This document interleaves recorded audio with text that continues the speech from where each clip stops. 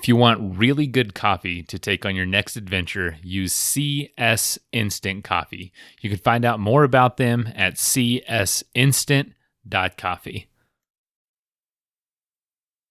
Some nights, going through the moon cycles out there was obviously no moon at times, and when it was a clear night, the Milky Way was just absolutely jumping out of the sky. There was obviously no light pollution. I could see these huge bands of stars. This is the Adventure Sports Podcast, where we hear stories of adventure from every corner of the planet. We interview all sorts of folks who are using their sport to explore the world around them and give you the inspiration you need to get out there and have some fun.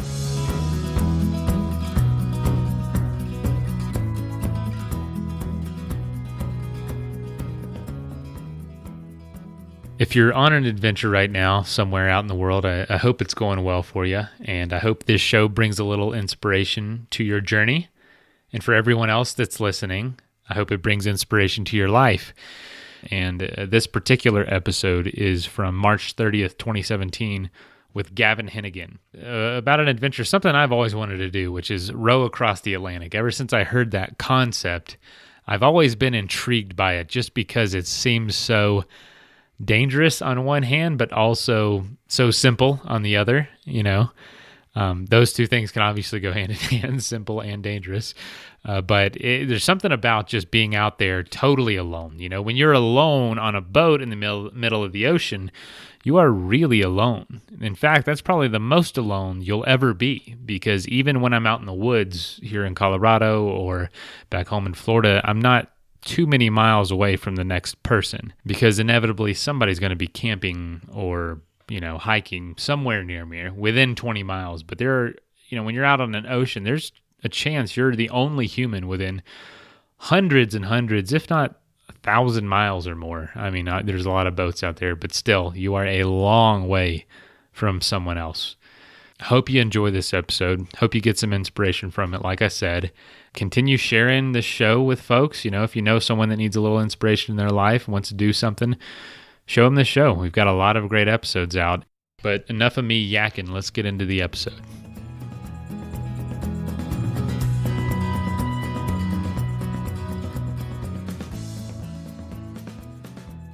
All right, you guys know this guy. He is Gavan Hennigan, and we've had Gavan on the show back in episode 159. He was here to tell us all about his Lake Baikal trek. It was a frozen Lake Baikal, and he did 440 miles across that lake, solo and unsupported, so he was on our show to talk about that. If you want to hear that one, go back to episode 159. It's from April of 2016.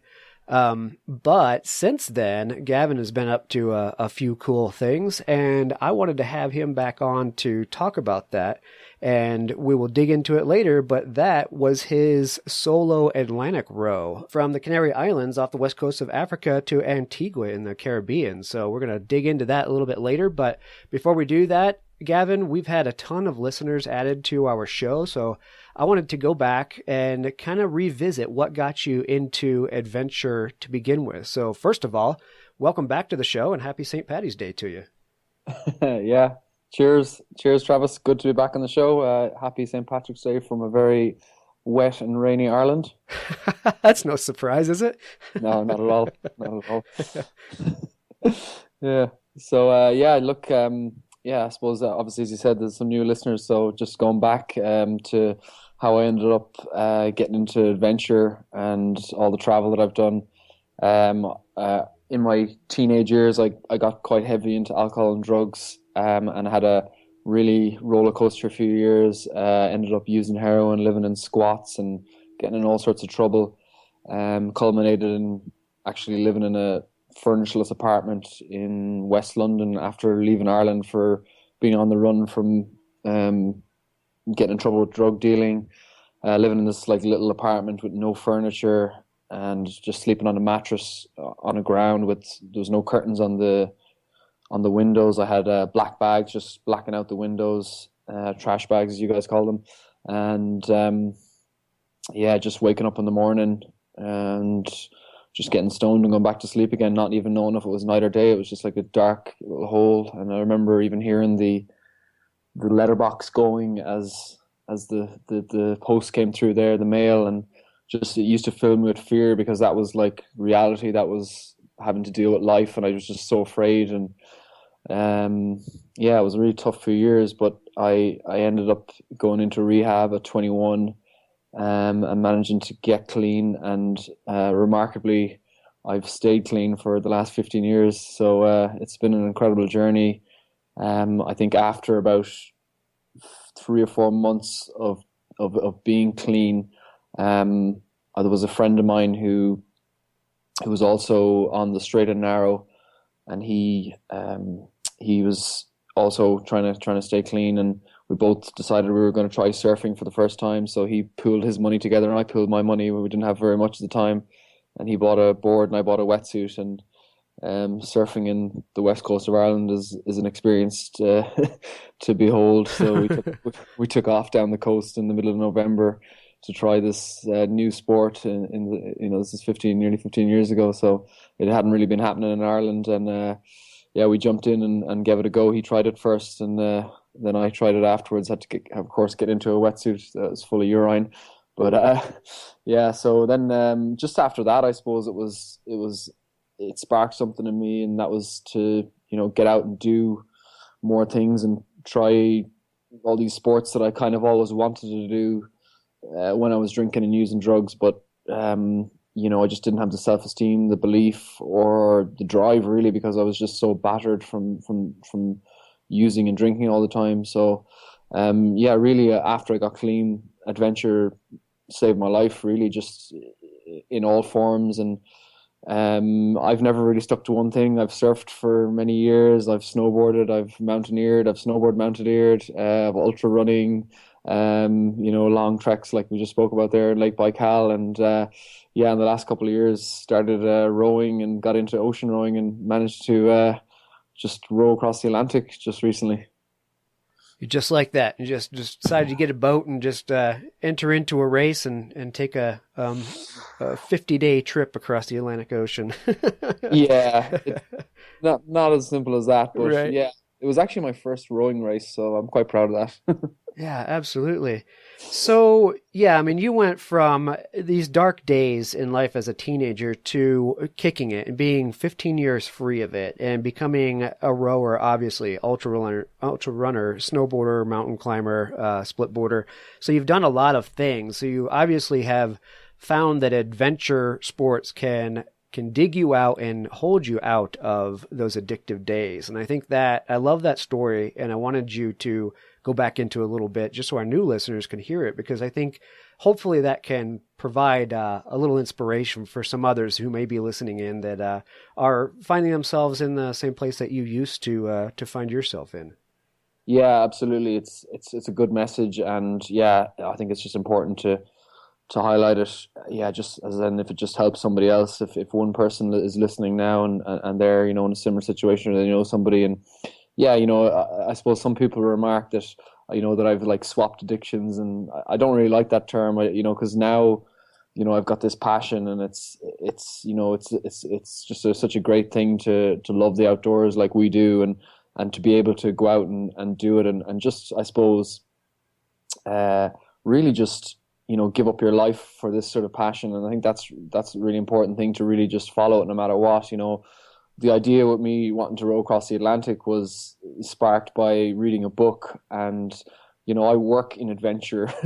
I was a commercial diver. After I got clean and sober and spending a couple of years sober, I went to Australia and I learned how to be a commercial diver. So I spent 10 years, like we spoke about in the other show, working as a saturation diver all over the world, doing like heavy construction at 600 foot, 700 foot in West Africa, Middle East. So I've had this amazing life. And it was all, going according to plan up until probably about 18 months ago, when I was made redundant because the price of oil dropped, and I had all this money saved up. And I was kind of at the point in my life where I thought I probably should do something sensible, like buy a house or, really think about my future. But I did the complete opposite. I actually decided I was going to gamble my life a little bit, and I decided that I was going to buy an ocean rowing boat instead of buying a house. So that's what I did, and I spent the best part of 18 months learning to row, training to row, and entering this race called the Talisker Whisky Atlantic Challenge, which is billed as the world's toughest row. It's a race, 3,000 nautical mile race across the Atlantic. It's got solos, pairs, threes, fours in it, and I basically sacrificed absolutely everything to do this race. I just finished it on February the 1st, so not so long ago. Wow, what an amazing feat. So you decided to fund your boat yourself. I mean, most of us looking in would think, well, of course he found a sponsor and the sponsor has provided his boat. But you bought this thing outright, you own it, and this is, for all intents and purposes, your house? Exactly. Yeah. I suppose that's I saw it as an investment into myself and into my future, and I didn't quite know what that future was going to be. And I think that's an important point as well. I just said to myself, right, well, this is either going to open doors, or worst case scenario, I go do something else afterwards. And I've been trying to do like a bit of public speaking and stuff like that. So I'm sort of just about able to call myself an adventurer as a job title at the moment, because since the row, things have kind of started to happen. Doors have been opening for me, but yeah, the lead up to it was very tough. I kind of naively assumed that I'd be kind of getting sponsors left, right, and centre, but it was a tough sell here in Ireland, for companies. And I actually ended up funding probably about 90% of the row myself. And but going forward now, I'm starting to see a bit of light at the end of the tunnel, and starting to get more interest. But that stuff takes a lot of time. You need to build up kind of profile, social media, and stuff like that, and get the right connections. So it's starting to work out slowly but surely. Yeah, absolutely. Well, it sounds like you're on your way. Good for you. Thanks, so you had told me on the we did a catch up, a Where Are They Now episode, and you had told me on that episode how this idea was born to row across the ocean. You just alluded to it a few minutes ago, but you were reading a book. But where you were reading that book was down in your decompression chamber, right? So tell me a little bit about that, about the inspiration to decide to row. Yeah, so just to give people a little bit more information, the diving that I did, the type of diving, is I worked in the oil industry, and it's it's called saturation diving, and basically involves going inside a small chamber and then being pressurized inside that chamber, and then living in that chamber for up to a month at a time, and then we go from that chamber into a diving bell, which takes us from the diving support vessel that we're on down to the bottom.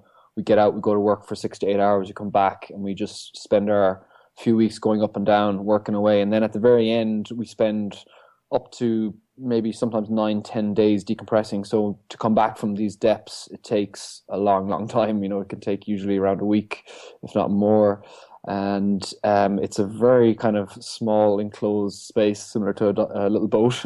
And it's not the nicest place to be, but it earns the money. But I find myself really daydreaming and coming up with ideas and looking for inspiration within that chamber for me to go out and do stuff after I finish work. So, I spent all these years working as a diver, and then I'd, come out and I'd have a couple of months off, and I'd take off to like Alaska split boarding, or I'd be like down in Antarctica, or I'd be doing some crazy ultra race. And I got this idea to row the Atlantic from reading a book I just picked up on the airport on the way to work. It was a really cool book called Salt, Sweat and Tears by Adam Rackley, and it's about him and a friend who rowed the Atlantic in the same race, but it also gives a really good history into ocean rowing and the first men who did it, and just the full background into it. And it just really sort of caught my attention, the whole thing, and I had this little kind of spark inside me, and it was like, well, maybe I could do that. And I suppose it was just kind of born out of that little spark that I said, yeah, let's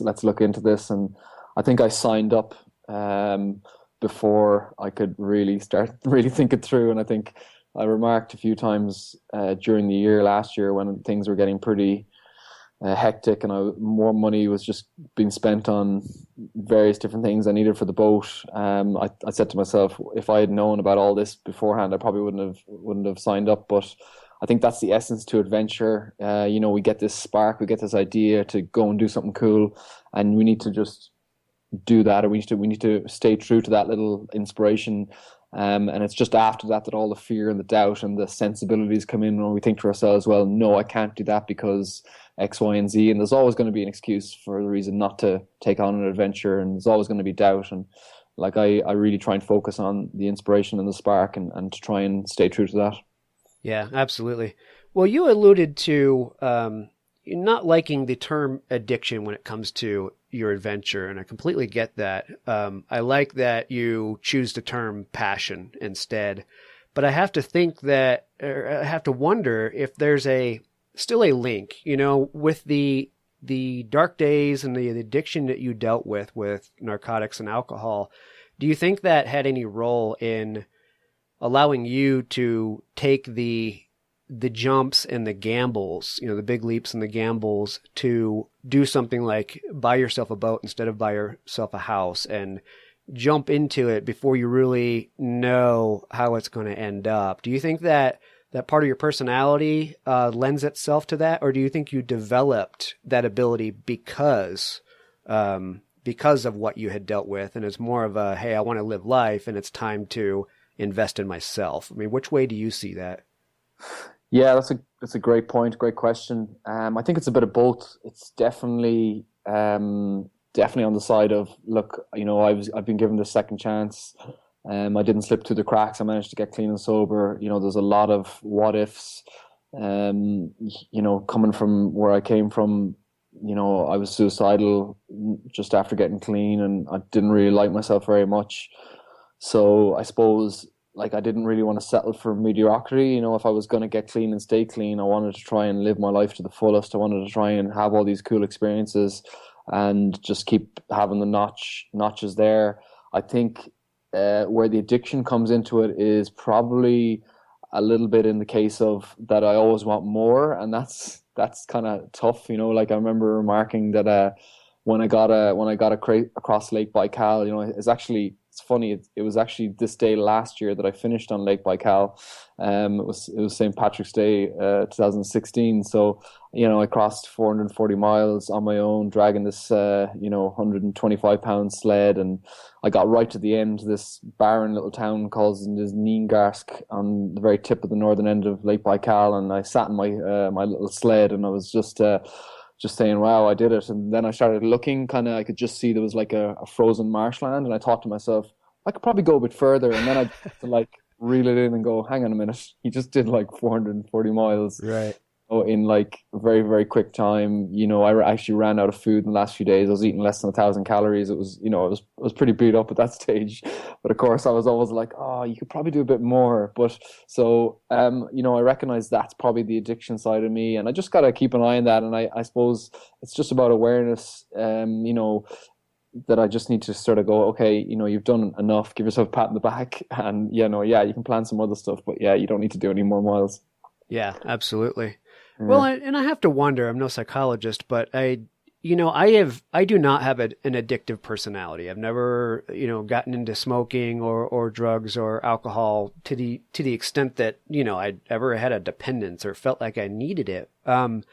But when you talk about getting to the end of your trek across Baikal and looking at the horizon and thinking, I could keep going here, I think we all have that. I have to think that we all have that when we get to the end of such an adventure. And your adventures, I mean, mine pale in comparison, and I still get that feeling like I don't want to go back to reality, so to speak. I want to keep going here. And I don't know if that's an addiction or you're just so in love with what you just did and your time out there and what you've experienced that how could you possibly want to stop it and go back to reality, So yeah, so I don't know. I don't know if that's part addiction or just simply innate in all of us as human beings.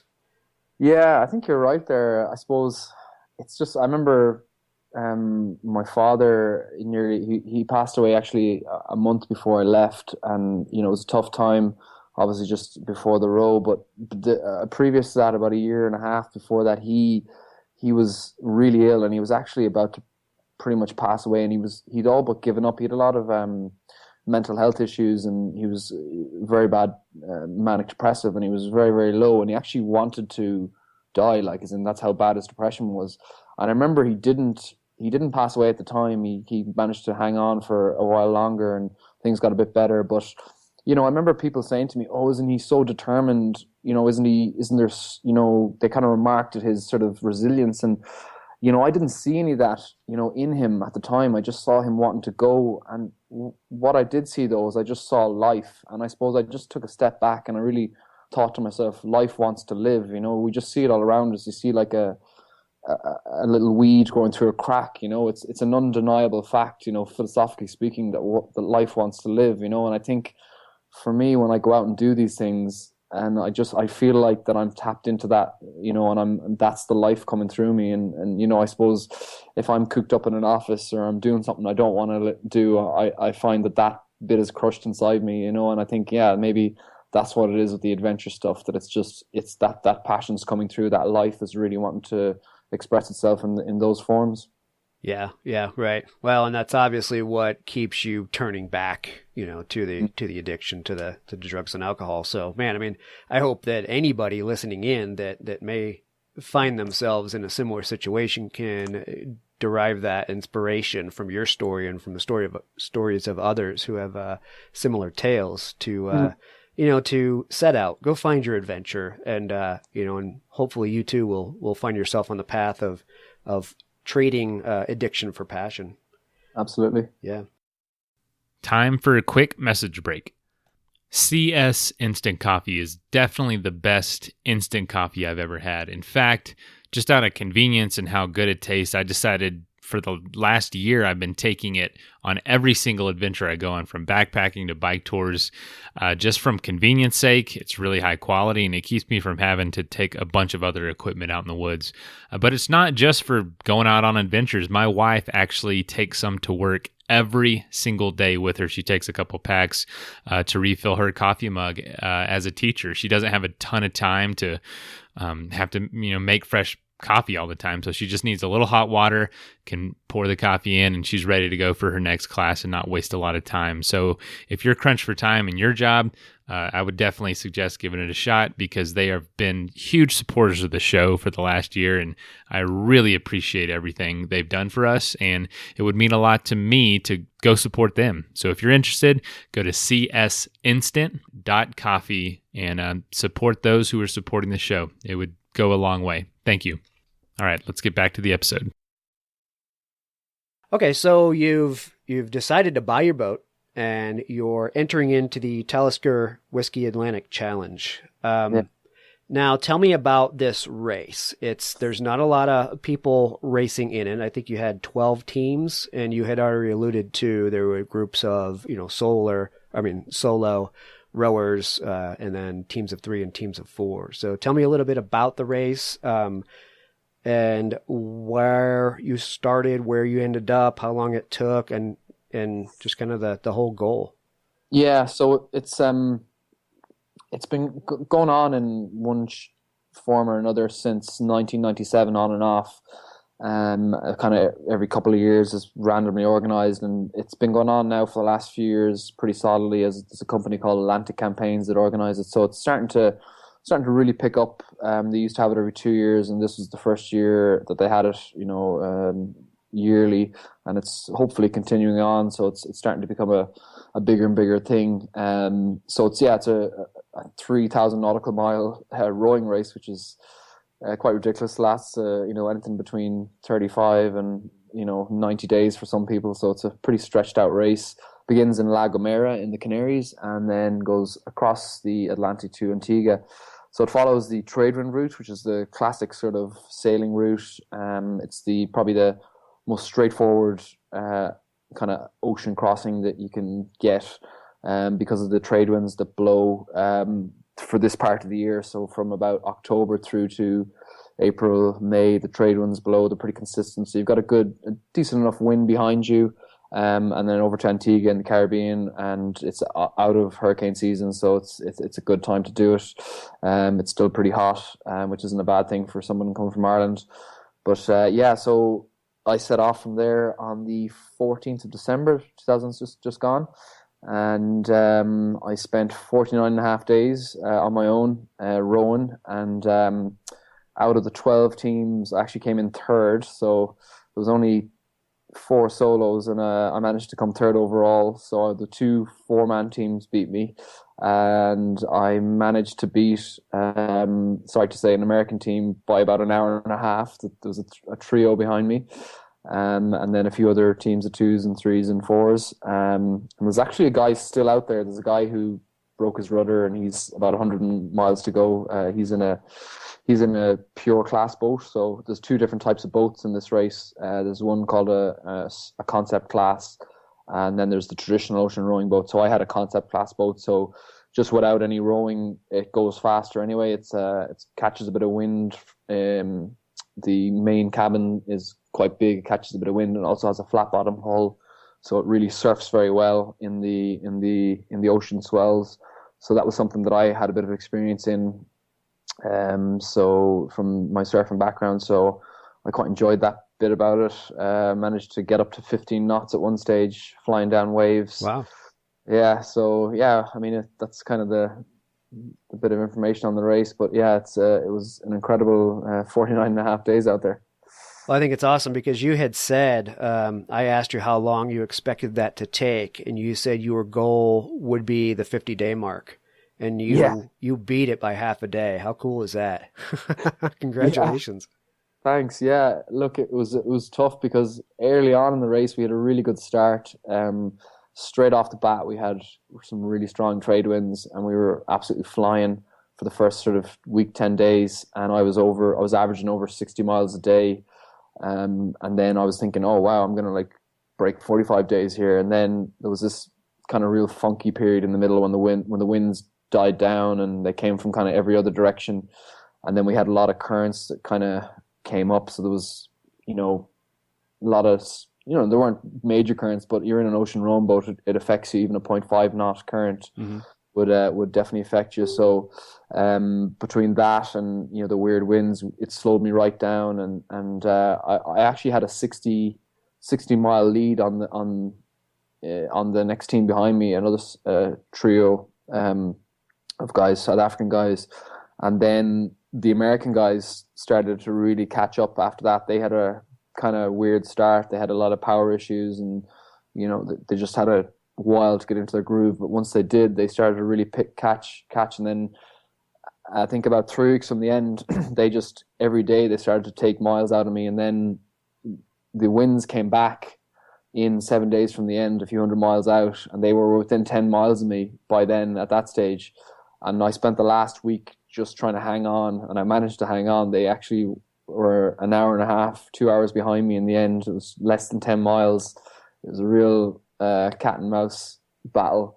But yeah, I managed, in that middle period, I didn't think I was going to break 55 days just based on my averages, but things really sped up at the end. And, the reason why I was able to go as fast as those guys, most people just see it as, they've got more manpower and there's only one of me, which is a very valid point, but my boat was a lot lighter. And then when the winds really kick in, what happens is I get a good push when I'm resting, and that makes all the difference, because they have guys rolling 24/7, whereas obviously I have to rest. But I really pushed the boundaries for myself in regards to sleep deprivation out there. I was really on the edge of what was possible for myself. I was probably, some days I was rowing 17, 18 hours, and I was only sleeping 3 hours a night.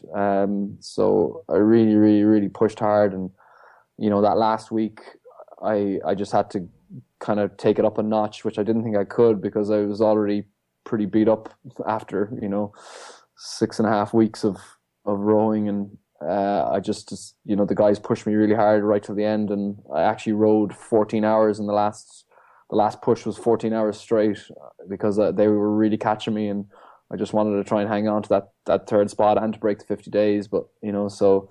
Yeah, it was incredible. They actually did really well in the end, because they were the first trio to row the Atlantic, so they came out of it with that accolade, even though I did pip them. So, well, that's awesome that you did pull it out and beat them in, because I get it. I get the lighter boat, and it allows you to flow while you're taking a break, but at the same time, I mean, just one guy rowing that entire time in a 14-hour stretch. I'm sure none of those guys put in a 14-hour stretch, and they got to rotate out, but for Yeah. you can't, how could you possibly let them overtake you? So it just drives you, Yeah. further and further into it.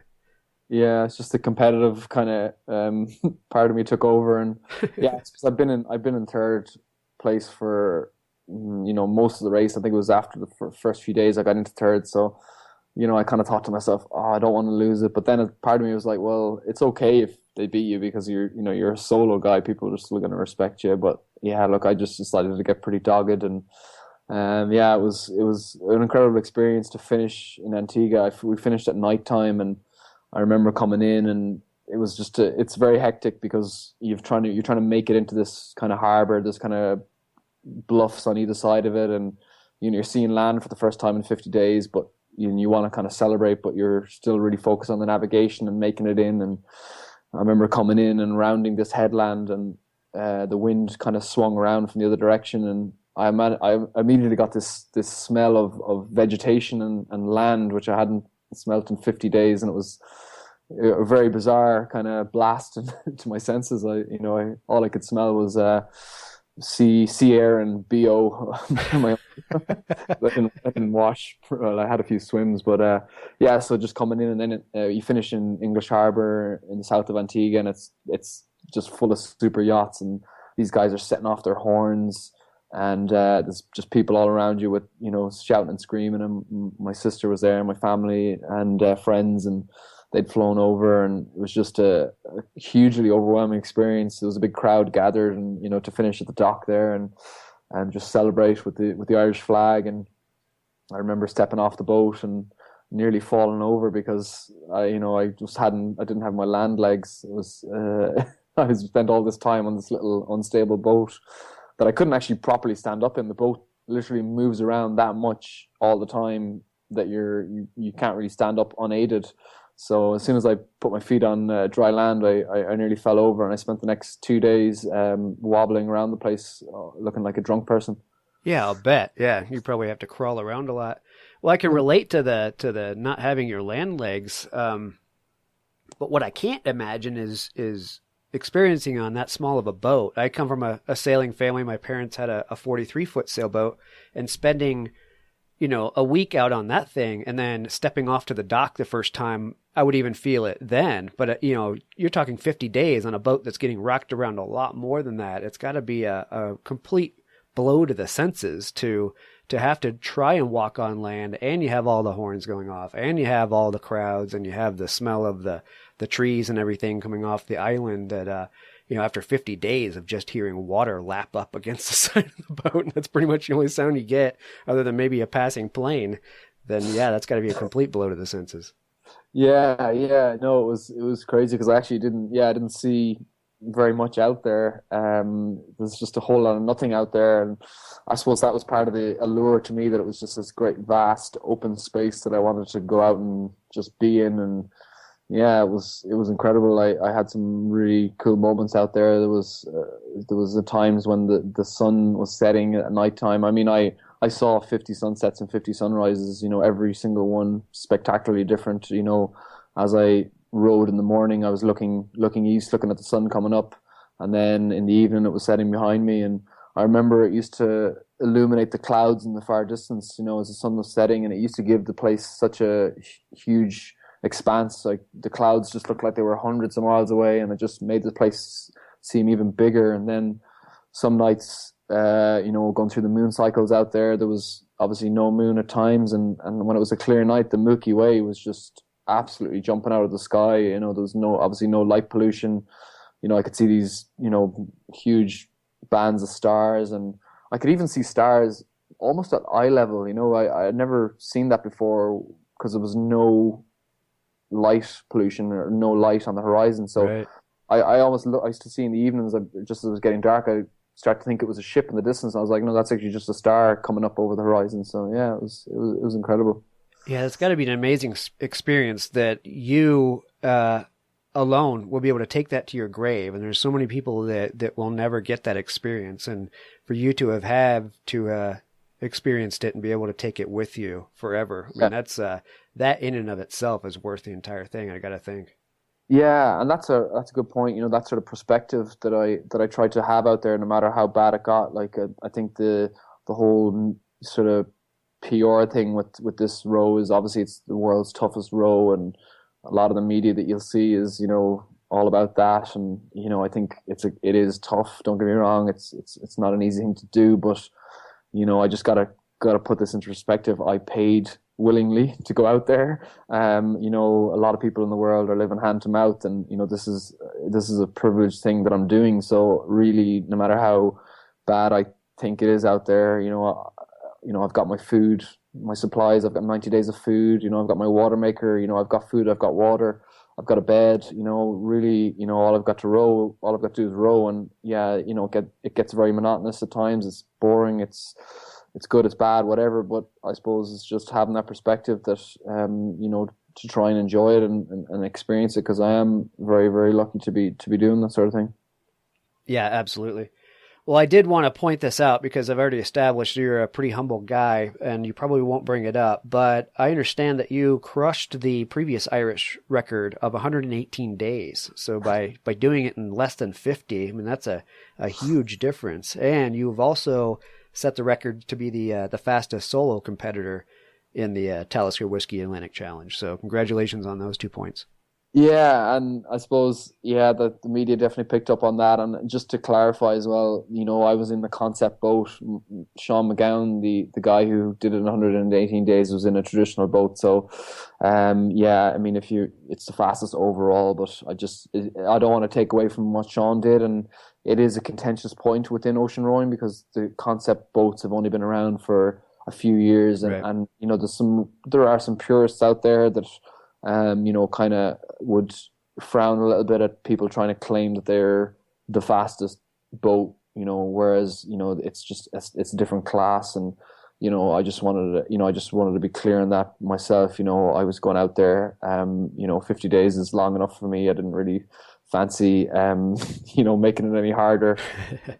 Like, it's funny that I was thinking about it the last day, when I went across Lake Baikal, I was like on foot, and I met a lot of people that were skating it, and I met a lot of people that were biking it, and every one of them remarked to me like, "What are you doing it on foot?" And it was always about.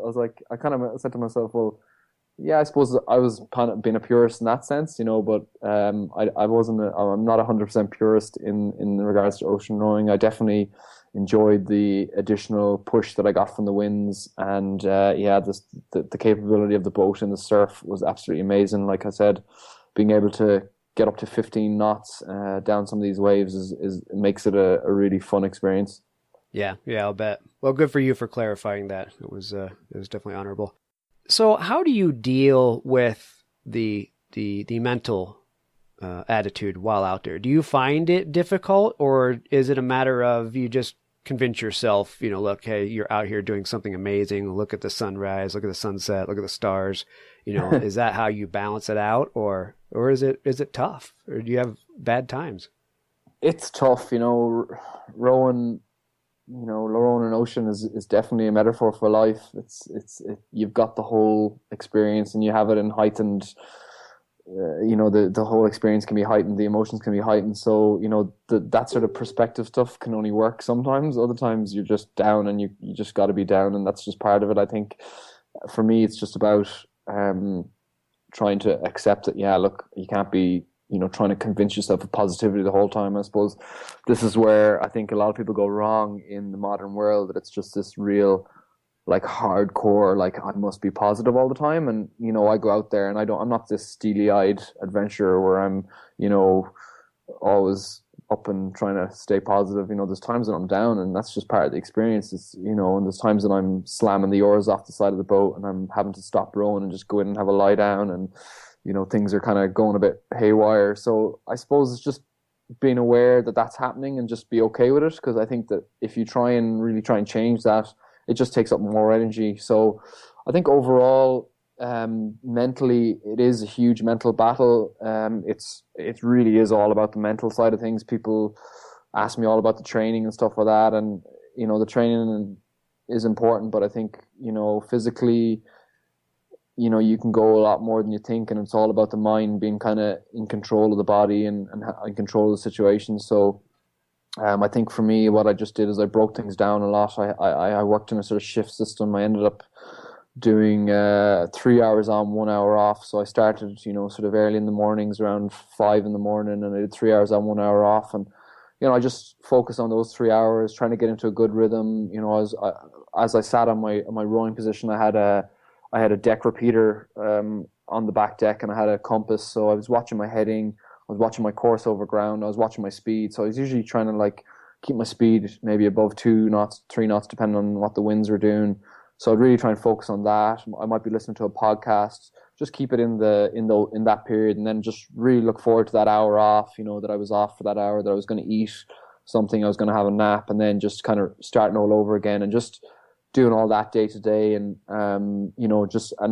just trying to not have too much expectations, because I found that out there, at the end of the day, I can really think to myself, okay, I'm going to do 60 miles today, and then halfway through the day I've only done 20, and I'm already kind of a little bit depressed. So it's just trying to lower my expectations all the time, because I think what I found out is that really the ocean decides what happens. Even with the forecasts that I got, I had a really good weather guy. His name's Gavan Brown. He's an absolute legend of an ocean rower. He spent probably more time than anyone in a rowing boat.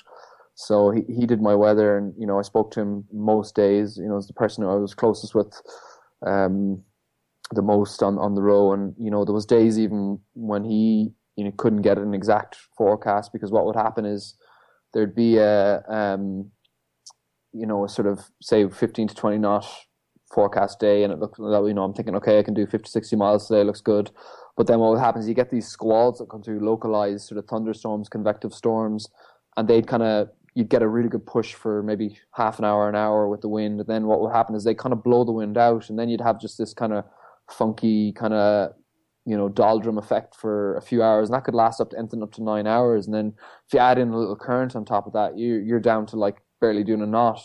So that's incredibly frustrating, because you're kind of like relying on this forecast. You're thinking, oh, well, I should be doing this. And then you're thinking, well, hang on a sec, this is what's happening right now. So at the end of the day, it was always coming back to, well, the boat is generally pointed in the direction I want to be going. I am moving. It might be as fast as I want to be moving.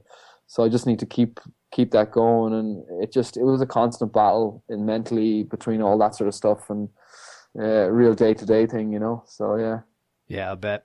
I do hear a common element in there, in that these, people that are doing long adventures like this find that they can get through it mentally by basically giving themselves little treats throughout the day, or maybe at the end of the day. And, like you were saying, it may be, just the rest and the sleep may be enough, but some people find a little piece of, the best piece of candy or something that they really drives them, or some little psychological treat. So I think just literally taking it one day at a time sounds like what you do. Just get through it. And eventually you're going to get through the 50 days. Absolutely, yeah. On the can-do thing there, I had 90 days of food. I'd have like 5,000 calories a day in these sort of packs. So I had 4 expedition meals, and then I had like these 2,000 calorie packs full of like nuts, dried fruit, candy. And I actually didn't bring that much candy. I probably bought like, 15 to 20 big bags of it, and I had it all in these different packs. And I ended up, after about a week, raiding through all the, looking for this candy, because I was just really had that sugar, I wanted that sugar, those sugary things. And, you find different bits and pieces. And I had a lot of food, like 90 days is a lot. So I didn't have to have, be as disciplined as I would have had to have been, say, on like Baikal or any of the other stuff. I had an abundance of food, and I actually ended up emptying out a lot of food towards the end, because I was so desperate to try and stay ahead of the American oarsmen team, that I was ditching weight wherever I could. So there was a lot of freeze dried chili con carne and spaghetti bolognese gone to Neptune, the sea god. Yeah. The fish were eating well in those last few days. Yeah. That's awesome. So you also had a link to raising money with this trip. So tell me a little bit about that. 2 different organizations. Yeah, so I've been partnered with a charity called Cancer Care West for previous challenges, and it's just a local charity here in Galway. They help people, families of people with cancer who might be able to afford it to come to the town from the rural areas to get treatment. They have like a place where people can stay in their families. So yeah, I've been doing stuff with them, raising a bit of money, and then I partnered with this other charity for this in particular, it's called Jigsaw. It's a mental health for young people. So it's like they've drop-in centers all over the country, and it's just for anyone aged between the ages 16 and I think 20, 23, 24. Just a safe place to come, talk about your problems. If you have a drink problem, just get pointed in the right direction. And it's just a really cool service for young people. And I didn't have that sort of stuff when I was younger, and I was lucky to not slip through the cracks. So I suppose it fits really well with my own personal story. And I was really proud to be supporting those guys and have them along for the ride, and they've been really great so far. And we are going to be working closely with them in the future. So yeah, the charity side of it's really cool. I didn't raise like as much as I thought I'd raise. I actually was more focused on the awareness, which was really cool. So we got a lot more through my own story of sharing that, like I spoke about there with you. Just the idea that it's okay to talk to people, and it's really important that I suppose we're responsible for our youth, and I had, I suppose you just think like what really went wrong in society that I thought at 19 years old that suicide and alcohol and drugs was a solution. It's really scary when I think of it, because. I suppose it's different in American culture. We're a little bit more reserved in Ireland. I think we don't really tell our children that they can do stuff, and I suppose we'd like to take a leaf out of your tree, that it's important to tell people that they can do things. And I wasn't told anything like that as a youth. I grew up with like quite low self-esteem, low self-worth, and evidently I ended up wanting to nearly kill myself because of it. So. And now I've achieved a whole bunch of stuff, all these adventures, which is cool. But, I didn't think at the time that was possible. So I suppose now it's about, trying to pass that message on just to young people that, so much is possible, be it, whatever it is you want to do. It doesn't have to be all the stuff that I do. Yeah, absolutely. I think the awareness is the most important thing. And I'm glad you brought it up. I just, interviewed a guy that he had similar problems with drugs and alcohol in college, and he finally kicked it, and he wanted to give back to the organization that helped him through it. So he rode a 50cc scooter from Colorado all the way up to Alaska, a 4,600-mile ride on a little tiny scooter. And nice. His goal was the same thing, to raise money, but also to raise awareness and let others know, kids know that if they find themselves in these shoes, that there are places they can turn and they can talk to people about it. And I think that's so important, because you're right. There's a big part of society just wants to keep things secret. And, we're the same thing over here. People just don't talk about it. And I think a lot of people think that they're alone in their struggle, when if they just open their eyes and talk to a few people, they'll realize there are a lot more people around them that are also dealing with the same or similar struggles. And that's all it takes, is just talking a little bit. Absolutely, yeah, that's really cool. I like that. Yeah. So let's talk about the plans to row back. Now, a few listeners thought maybe Gavan has reached his pinnacle of this. He's actually sending his boat, Dorian, I think is what you call it. Actually, we pronounce it. It's a tough one. It's actually the name of my niece, and if you look at it, you wouldn't think it's pronounced Durin, but that's how it is. Durin. Okay, yeah, I was going to ask you where it came from. So you're sending the boat back to New York City, and you have plans to row that back home to Galway again. Yeah. And so that's this coming up in June, pretty soon here. So. Why? Yeah. I mean, it's just a matter of, I got this boat and I got to figure out something to do with it, or is there more purpose to it? A little bit of both. I think I had the idea to, I suppose, row home would be the term, and to come back to Galway. Just had it, before I started, and I didn't say it to anyone. I was like, oh yeah, I can't really tell anyone, this is a bit crazy. And then I said to myself, right, well, let's just kind of deal with one side of the Atlantic first. So, I kind of was halfway through the row, and I kind of asked myself the question, would I be up for doing it? And I kind of was like, yeah, I'm kind of enjoying this experience. And I said, yeah. And then I waited until like a really bad day when I had like, bad sort of wind direction. The waves were smashing me in the side of the boat. I wasn't really getting anywhere. I was just kind of getting knocked all over the place.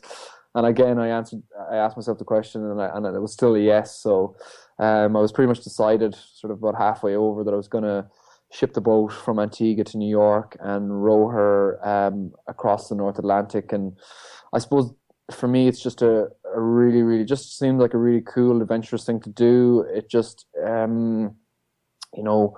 so the history of ocean rowing is that the two first Norwegians, Harbo and Samuelson, rowed from Battery Park on the tip of Manhattan, and they ended up in the UK, just as a silly back in 1896. So it's where it all started, and then there's also another meaning aside to it, in that there's a huge connection with Ireland and New York, and particularly Battery Park. It's where all the immigrants came ashore. It's where the famine ships came ashore.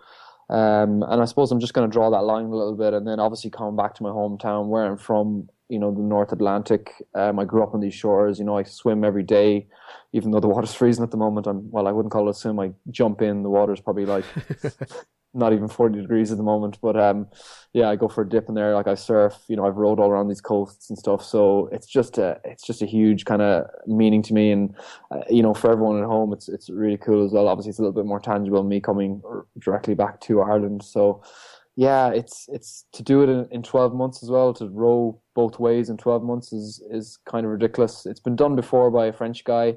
But yeah, the North Atlantic is a whole different beast altogether. The trade wind route has been rowed, I think, 130 odd times solo. The North Atlantic route has been rowed 15 times, so it's drastically different, and that's because obviously it's a lot stormy up this side of the ocean. This is where the low pressures generate. We've got one rolling through right now.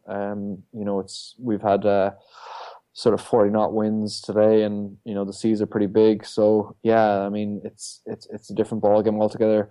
Then you've got the added extra of coming off the sort of the Grand Banks. There's all the fog there. There's the North Atlantic drift coming from the Gulf Stream. There's like eddies of current there and stuff. So it's definitely a tough proposition, and the fact that I've just got off the ocean to go back out there is a little bit daunting, but I'm definitely up for the challenge. Yeah, it should be pretty exciting. I did interview a guy by the name of Peter Bray way back. Yes. Peter was back on episode 93, I guess, and he had rowed over from Cornwall. So I take it you're familiar with him. Yeah, I did listen to that episode. I forgot to tell you, I had a ton of these podcasts. I listened to them on the Atlantic, so You've been in my ear, buddy.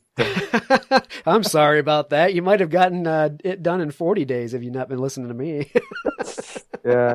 No, I definitely used plenty of the episodes to get me through different shifts here and there. So thanks for that. Glad to hear that. You wouldn't be the only adventurer out there that we've interviewed that we find is out on their next adventure, listening to more of the Adventure Sports podcast. So I'm glad you said that. Thanks for the plug. But anyway, back to the Atlantic. Yeah, he had met up with a massive storm, and I guess that time he was coming over, and you could probably remember the story better than I. But he was coming over and met up with a massive storm with other crew members, and ended up having to save a guy after the boat had overturned. But yeah, I guess it can get pretty nasty up there by comparison. So I hope you are safe and things go well. I can't wait to follow this one along.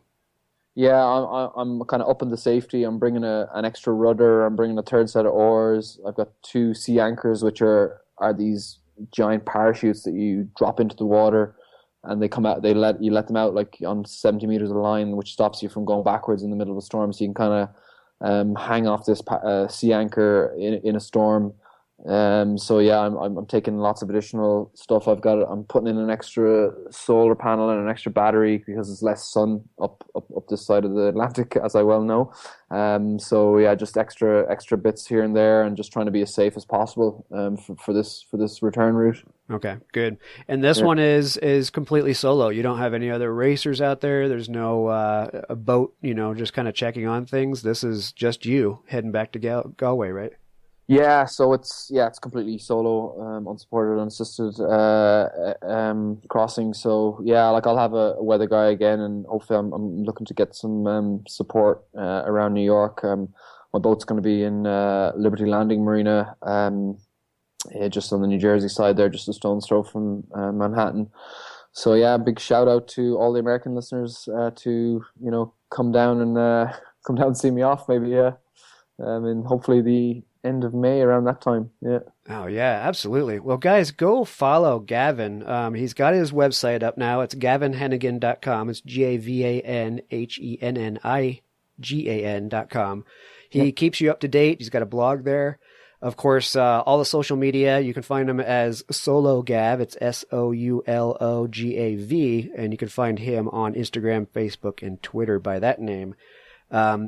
Go follow him. Keep an eye on what he's doing. If you're around the New York area, run down to Battery Park and help give the guy a good American send-off. It's going to be an amazing trip, and I can't wait to watch you do it. Yeah, absolutely. Thanks a million. Yeah, and yeah, definitely. If any American friends, adventure friends are there, definitely come see me. Yeah, for sure. Absolutely. All right. Well, good deal, Gavan. I wish you all the luck and be safe out there, and we will follow along and we will root for your success and your quick return to Galway. Excellent. Thanks, Travis. Great to be back on the show. Thanks for your time, and again, happy St. Paddy's Day. Nice one. Same to you. All right. First of all, thank you so much for listening. It means the world to us that you choose to listen to the show. If you'd like to help us further, you can leave a review on iTunes, share us with your friends, your family. It goes a long way to growing the show. You can also support us financially through patreon.com/adventuresportspodcast. Link is in the show notes. And also, if you have an idea of who could be a good guest for the show, we're always looking for people to tell their story about the outdoors or adventure. So if you know someone, please reach out. Email us at info@adventuresportspodcast.com. And until then, get out there and have some fun.